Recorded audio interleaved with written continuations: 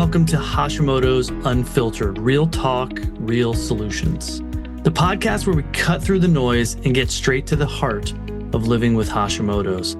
My name is Dr. Ray Benedetto, your host, and I'm here to share my expertise, personal insights, and from time to time, conversations with incredible guests to help you take control of your health. Together, we'll explore actionable items, debunk myths, and navigate the complexities of your thyroid health. So whether you're newly diagnosed or a seasoned warrior, this is your space for unfiltered truth and real hope. Let's dive in.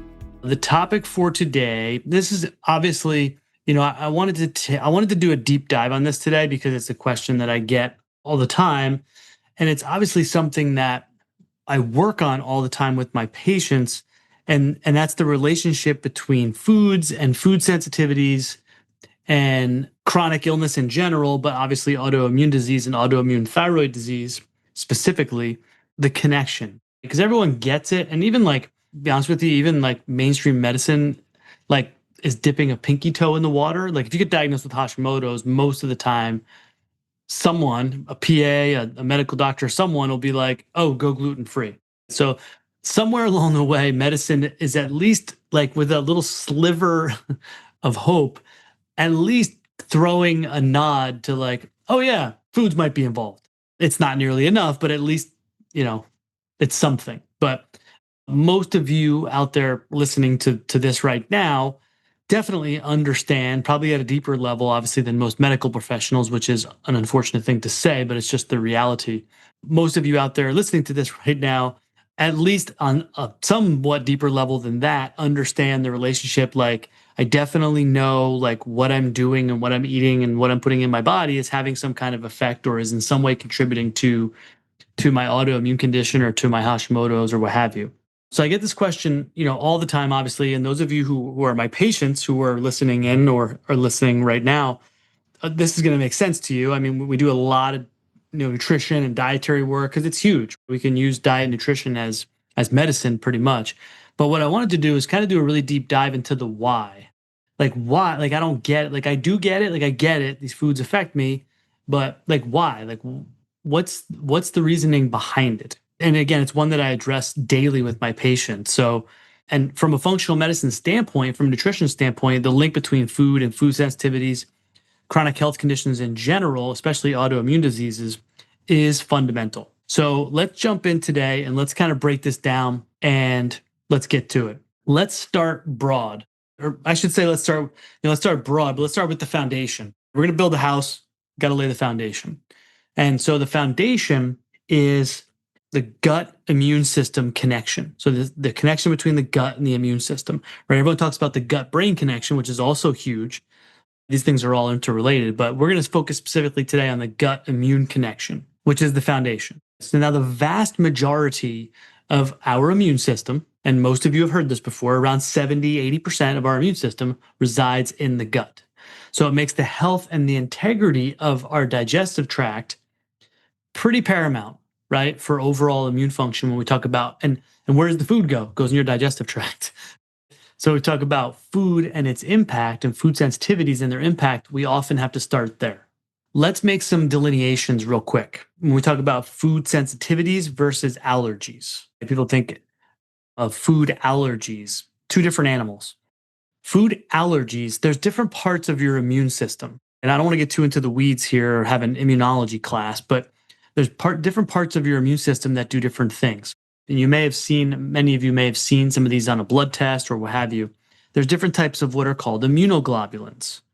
They're basically the soldiers of our immune system. And just like our military, there's different branches and they all do different things. Like our military defends our country, but they do it in different ways. The Army does it over land and the Navy does it by sea and the Air Force does it by air.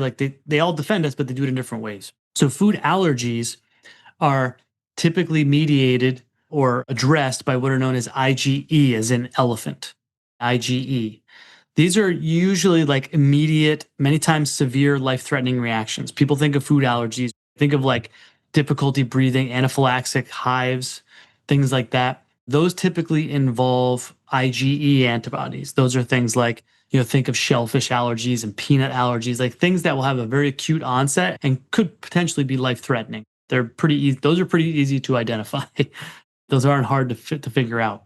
Food sensitivities are a different animal because there's different immunoglobulins at play. That's usually IgG, as in George, IgA, as in apple, or T cells. So different immunoglobulins are cells in our immune system, and they're typically a little bit delayed.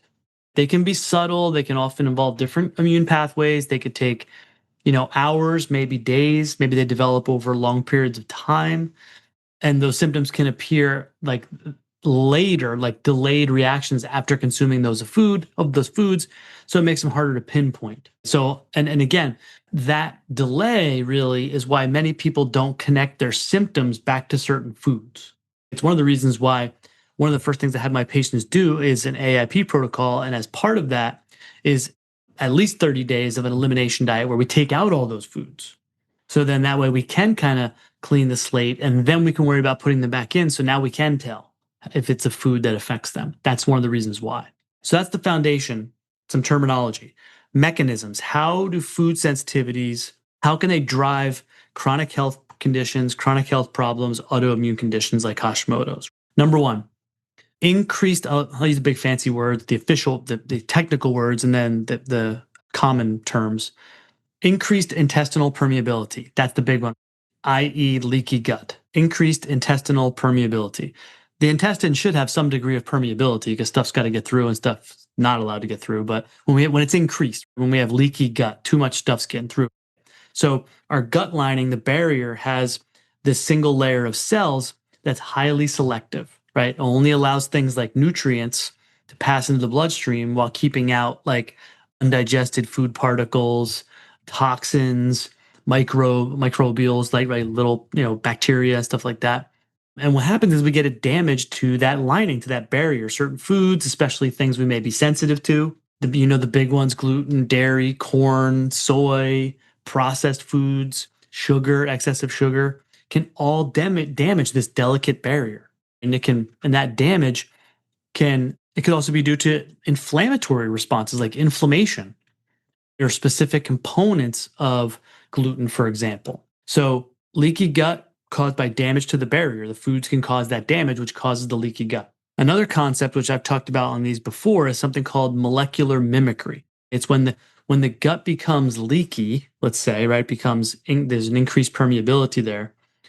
What happens is these larger undigested food particles and toxins and microbes and stuff that normally wouldn't get through can now slip into the bloodstream. They can get in there. They get into the blood and they start circulating, and the immune system identifies these foreign invaders, and now it goes on the attack. And sometimes these foreign invaders, we'll call them, have molecular structure that looks very similar to our body's own tissues.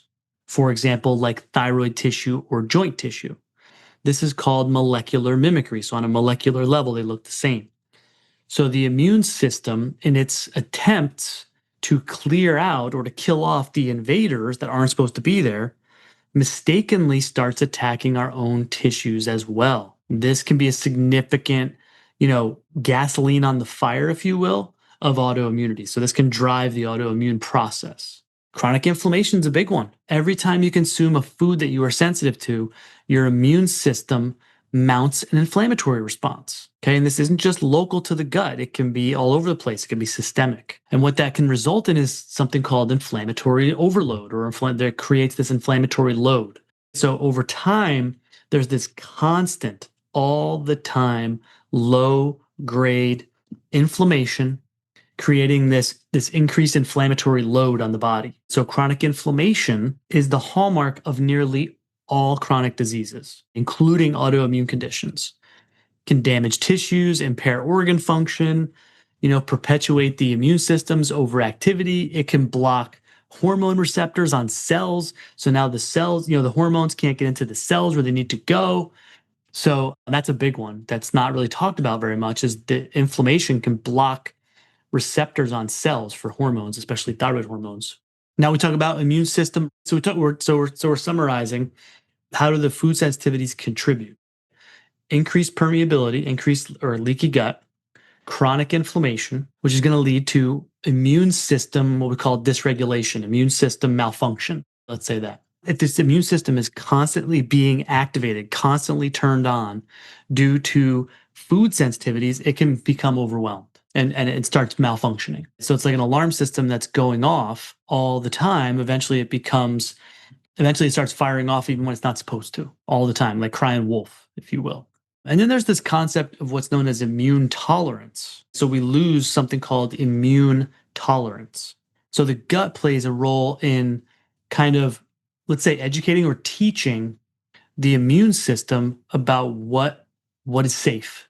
Certain foods that are safe, beneficial bacteria, and what's not, right? Like pathogens, like parasites and candida and all that kind of stuff. So when this gut barrier is compromised, the immune system and the immune system is constantly triggered by these food sensitivities, we lose this delicate balance, which again can lead to a breakdown in this immune tolerance, which is another key factor in developing an autoimmune condition like Hashimoto's. Next, obviously, if we have damage to the gut from the foods, we're going to get nutrient deficiencies. We're going to get deficiencies. We're not going to absorb our nutrients well, and we're going to develop deficiencies, right? So the chronically inflamed and the damaged gut lining, the lining of the gut, the leaky gut, can impair the absorption, right? We're not going to absorb nutrients very well. We have these little linings, these villi, there's these little finger-like projections in the small intestine. They're responsible for absorbing nutrients, and they can become flattened, they can become damaged. This is one of the hallmarks of celiac disease. They look for this damage to the villi, or it could be complete damage to the villi, really is what they look for in celiac disease when they do biopsies and stuff. That's a hallmark of celiac disease because the autoimmune process is taking place right there. So the immune system is attacking those villi and damaging those villi. So we're not going to absorb our nutrients very well. Again, there's going to be a big impact on cellular function, cell function, the cells in your body, nutrient deficiencies, big ones too. Vitamin D, B12, zinc, magnesium, omega-3s can profoundly impact the immune system because our immune system needs these nutrients to function properly. It can affect our detoxification pathways. It can affect our energy production, overall cellular health, making the body more susceptible to chronic disease and less able to heal. We don't have that ability to heal. And then next is the impact that foods and food sensitivities can have on the microbiome. That's like the buzzwords nowadays, the biome. So that's like your healthy bacterial environment. So it can contribute to things like what's known as dysbiosis, which is like an imbalance. So certain foods, especially processed foods, sugars, refined sugars, foods you're sensitive to, all this kind of stuff can negatively alter the balance of the beneficial and harmful bacteria that may get into your gut, causing this dysbiosis. And again, once this imbalance occurs, there can be more inflammation. So here we are talking about inflammation again. So we can, these, if the bad bacteria are allowed to proliferate, we can see in these inflammatory metabolites, all these bacteria are cranking up all these metabolites like waste products. So the inflammation further compromises the gut barrier, contributing to that cycle of inflammation and immune dysregulation. We're seeing some patterns here. We're seeing some huge patterns, and we'll summarize again at the end. Now, what are some of the common foods and the links? So there are specific triggers in most people can vary wildly, but here's some common ones that I see in practice all the time. The big ones, right? Gluten for sure. Highly suspect in conditions like Hashimoto's, obviously, celiac disease for sure, rheumatoid arthritis, all kinds of neurological autoimmune conditions as well. I see it all the time with patients in my office.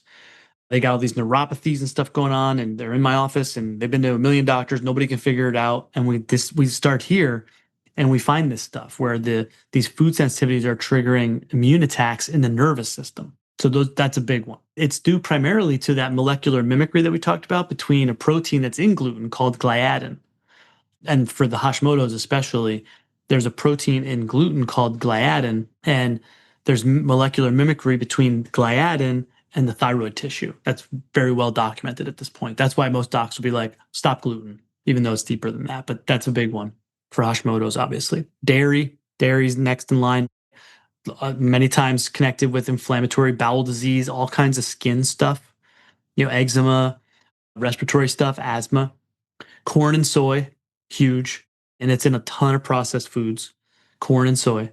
Eggs are a big one. Nightshades, that's peppers, potatoes, tomatoes, eggplant, all that kind of stuff. Those are the big ones. And I have my patients in the beginning cut all this stuff out. Like we have to. There's just no other way. We shouldn't really be eating most of it anyway, but we have to cut all this stuff out so we can get in there and get some healing going on first. So in practice, that's the strategy, is that identifying these is huge. Like it's where we start. It's where we start with everyone. Ask any of my patients and it will tell you, where do we start? This is where we start. Because why? Look at all the stuff we just talked about today. And I'll run back and do a quick summary. But like, look at all the things we just talked about today. The gut and food sensitivities is where it all starts. And it's like a jellyfish, like the tentacles, or an octopus, like the tentacles, the web, the spider web just spreads from there. So if we're going to cut it off at the choke point, that's where we got to start. So that's where we start. It's not where we finish, but it's where we start. And it's paramount. It has to be done. There's no way around it. So obviously, like, where do we start? Well, for me, usually it's a kind of a three-pronged attack, detailed history. So we have to literally, like my patients will tell you, before we even do anything, first couple of visits are just going through all that. And doctors don't do that. We have to sit down for a while. We have to go through previous labs, and we got to go through health history and everything, lifestyle, job stress. Like we got to go through all that stuff. And then we start with an elimination diet. So it's like, okay, we're going to take out all these foods for 30 days, at least, sometimes more. And because we got to take out anything that could be a problem. And we go in, I usually prescribe some nutritional supplements to help heal stuff faster, heal the gut, decrease inflammation, all that kind of stuff. We can take the foods out, go in with some supplements to start to heal stuff and get people turned around real quickly. And then over time, obviously, and then, not to get too into the weeds, but I'll typically do some initial testing as well. So we can look at nutrient deficiencies and adrenal stuff and DNA, all that kind of stuff. But then once we get through that initial elimination process and we get some healing going on, then we're going to need to, reintroduce foods very methodically and very systematically and very carefully. So that way we can build someone's, kind of diet back up and figure out which foods maybe long-term they need to stay off of. So again, by addressing the root causes here, this is what it's all about. This is the fundamental shift between everything I teach and do with my patients and what medicine's doing. By addressing the root causes of the inflammation, the immune system dysregulation, instead of just throwing medications to manage symptoms at people, we can see remarkable changes in very short periods of time with people with chronic health conditions, autoimmune conditions. Again, I specialize primarily in Hashimoto's, as most of you know. For patients who just haven't felt relief or found relief anywhere else, it's really empowering for patients. It's one of the joys of what I do, to understand the impact that their food choices have on their health, that everything they're doing has on their health, because then once we can understand that, we can get control over our health. So then we can say, okay, cool. Once we can figure all this stuff out, now I'm empowered to know, okay, I can do something about this. I'm not a victim here. We can get this fixed. That's really the end game here on kind of everything we're talking about today. So let's recap. Food sensitivities, gut, huge, absolutely huge. It's foundation. We can't heal without addressing this. It's the first step. Most of your immune system lives in your gut. We talked about allergies, sensitivities, the differences. Again, how do food sensitivities and foods contribute to autoimmune conditions? They contribute to leaky gut. That's huge. We talked about molecular mimicry as part of that. They contribute to chronic inflammation. Immune system, they can overwhelm and dysregulate or unbalance, if you will, the immune system by itself. It's going to contribute to nutrient deficiencies, malabsorption. It's going to have a significant impact on the biome, the microbiome, like the healthy bacteria, the pathogenic bacteria, possibly. All of these things, all of them can contribute and do contribute to the development over time of an autoimmune condition, specifically Hashimoto's, like we're talking about today. This is why it's so important. And this is why it cannot be skipped. It's not something that can be skipped. People get to me all the time and they're like, I don't know if I can do that. I'm like, well, then we can't work together. I can't help I can't, you guys get sick of hearing it over and over again. I know it cannot be skipped. And I get it. A lot of people like, okay, I get it. I got to do it. And hopefully today, everything we've gone over is explaining why we need to do it and why it has to be done. Because you just can't fix all this stuff with the next latest and greatest medication or supplement or this magic thing. It just doesn't exist. It's way too complex. And the spider web is way too large. And I get it. It's overwhelming for people. They're like, I know I need to do this. I don't even know where to start. I can help you. That's what I'm here for. I'm here. This is what I do with my patients. I will help you. Even if you just need like a list of what do I eat, what do I don't eat, on an elimination diet. But it has to be done. It has to be done. If you need help, I can help you with it. Let me know. You can reach out. I'm not hard to find. But this is the why. This is the why it has to be done. Everything we talked about today is all a problem for all of my patients with autoimmune conditions. Obviously, it's mostly Hashimoto's, but there's just no way around it, gang. I wish there was. Trust me, I wish it were easier. I wish I could take everything we talked about today, wrap it up in a magic pill, and prescribe it for my patients, and everything would be fixed. I wish that were the case. It would make my job a lot easier. It would make their job a lot easier. It's just not reality. It's not realistic. And again, medicine is never going to come up with, mainstream medicine is never going to come up with the magic pill that does everything, that fixes everything that we just talked about today. It's not going to happen.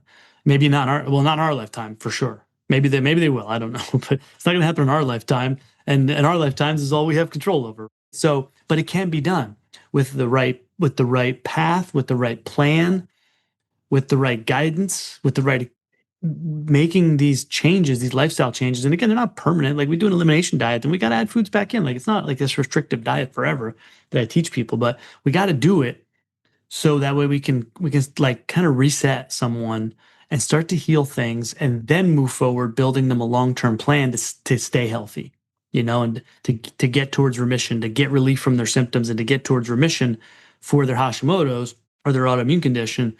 This is why foods and food sensitivities play such a huge role in the development, is all the things we talked about today. And this is why it's something that has to be addressed if someone's going to get well. It cannot be ignored. It cannot be skipped over. It has to be addressed for any one of the reasons that we talked about today, let alone all of them, which are usually all going on with someone.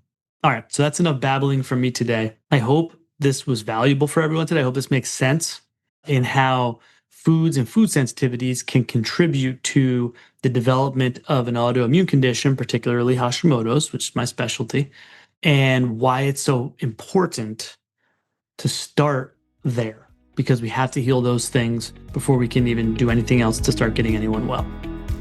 I want to thank you for tuning in to Hashimoto's Unfiltered, Real Talk, Real Solutions. Again, my name is Dr. Ray Benedetto, and I hope today's episode helped to give you the tools and the insights you need to take another step forward on your Hashimoto's journey. Don't forget to subscribe, leave a review, and share this episode if you think someone could benefit. You can also connect with me on Facebook at Dr. Ray Benedetto and on my website, drraybenedetto.com, for more resources and updates. Until next time, remember, you're not alone and real solutions are always within reach. Take care and be well.